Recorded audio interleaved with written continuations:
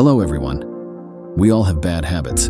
The problem is that many of our habits are so deeply ingrained that we don't even notice them anymore. If we do, we make excuses to hang on to them. If you've tried to change your habits to no avail, maybe it's time to try something different.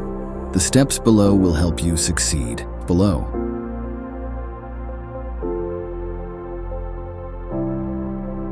Does this sound familiar? You set your mind to do something good for yourself. Maybe you tell yourself that you're going to make better use of your time or lose weight. You're excited and committed. You set a goal and you plod ahead. A few days go by and you're doing great. Then something happens to make you fall off the wagon. You feel like a failure. Your goal seems impossible. You go back to your old ways. This cycle happens over and over again. Your first mistake is setting a goal without becoming fully aware of your current situation. You have to define the problem before you can even contemplate a solution. Instead of jumping straight to change, start by noticing what is going on now. Do this for a week. Some questions you can answer during your observation include: what is your bad habit? How do you feel when you're engaging in your bad habit? How do you feel when you're not doing it? Do you typically do anything before or after the bad habit? Is there a behavior or emotion that brings on the bad habit? Why do you want to break this habit? It's not enough to simply read these questions, nodding and telling yourself that you're going to make an effort to think about them over the next week. The best way to approach this exercise differently is to take notes. Write in a journal every night, or keep track of the answers to these questions every day on your smartphone. Call a friend to let them know what you observed every day. The best part of this step is that you can't fail. You're not trying to meet a goal, you're just observing. The current bad habit I'm trying to fight with is watching too much TV. I'm telling myself that after work I need to do X, Y, and Z, but I end up watching new episodes of my favorite TV series, then a movie on Netflix. Bam! All evening is gone, and I didn't do anything productive. From time to time, it's great to have a free evening and just do nothing, but it shouldn't be most evenings during the week.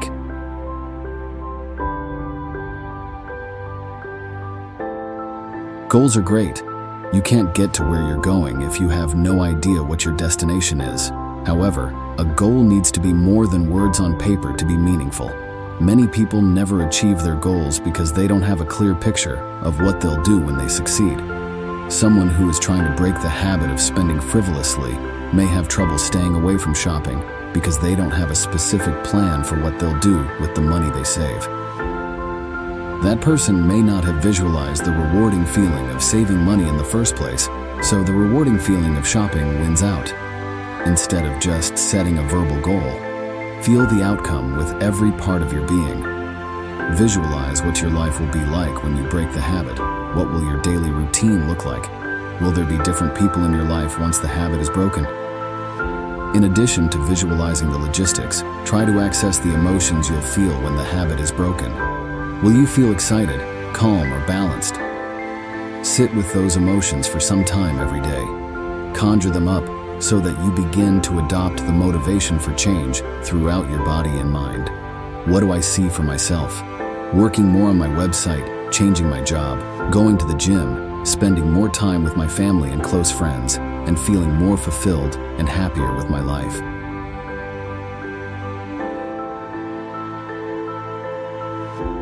Everyone makes excuses, including me. I still have time, I'll start doing it tomorrow. I did enough this week, it can wait few more days to be done.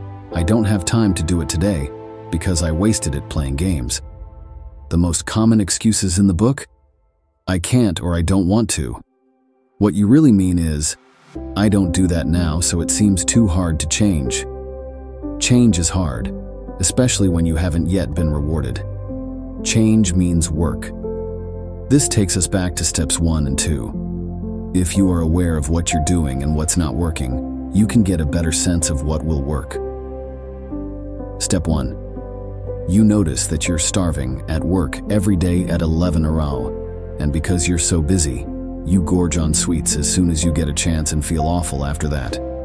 Step 2. You visualize yourself wearing your favorite suit comfortably all day long once you lose weight and having consistent energy throughout the day to come up with novel ideas at work.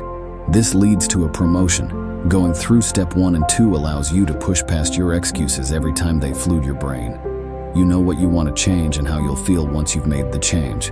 Now it's just a matter of challenging the voices that tell you not to do it. I see myself as a consultant in one of the best companies in the world, traveling around the globe for different projects, solving issues for my clients, improving their solutions. I know that I cannot achieve it sitting in front of the TV watching next episode of Breaking Bad.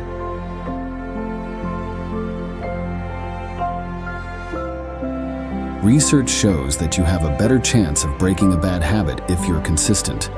If you tell yourself that you'll go to the gym on Monday mornings, Tuesday evenings, and Friday afternoons, you're more likely to lose momentum than if you go every day.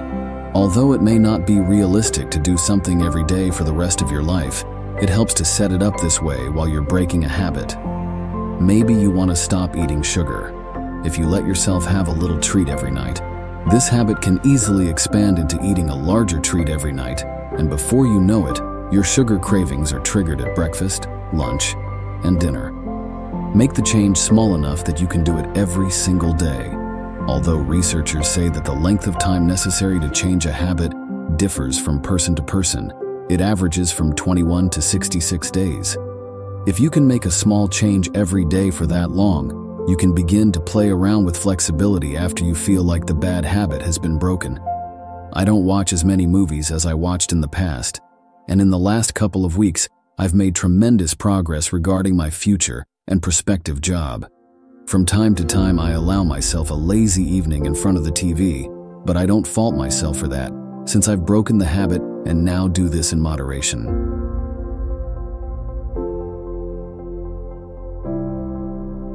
Just like you can't reach your destination if you don't know what it is, you'll have more trouble if you don't have a map to show you how to get there.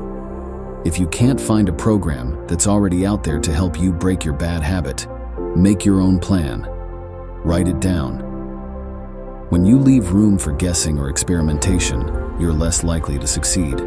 When you're creating a plan, if you set guidelines for what happens when you cheat, want to take a break, or fall off the wagon, you won't have to speculate about how you'll get back on the path to your goals. A plan can help you kickstart the healthy habit when you've gotten off track. Going back to step 1, if you know what typically sets you off toward failure, you can work that into your plan too. If you're trying to quit smoking but you know that you always want a cigarette after you eat dinner, make specific plans for what you are going to do during and after dinner instead. Maybe you'll eat in a different location to break the association. Come up with several options for rewarding things to do after dinner to keep you distracted and occupied. Think of a treat that you can give yourself every time you follow that plan, like a candlelight soak in a sumptuous bubble bath. The great thing about having a plan is that you know where to start again if you do veer off the path. You know you start again because you've started before. Every time you hit an obstacle, you may have to start over, but at least that starting point will become more and more familiar. When you're breaking a bad habit, remember not to see every step away from the plan as a failure. The way we learn is by making mistakes. Imagine what happens when a musician learns a new piece of music. That musician doesn't just pick up the sheet music and play through it flawlessly. She goes through a few measures, makes a mistake, and then goes back to the beginning.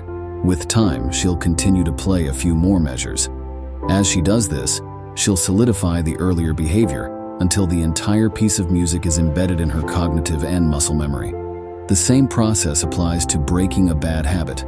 The bumps in the road are part of the process and will only make your eventual success sweeter. What bad habit are you going to bust by using these steps? I told you mine. Now it's your turn.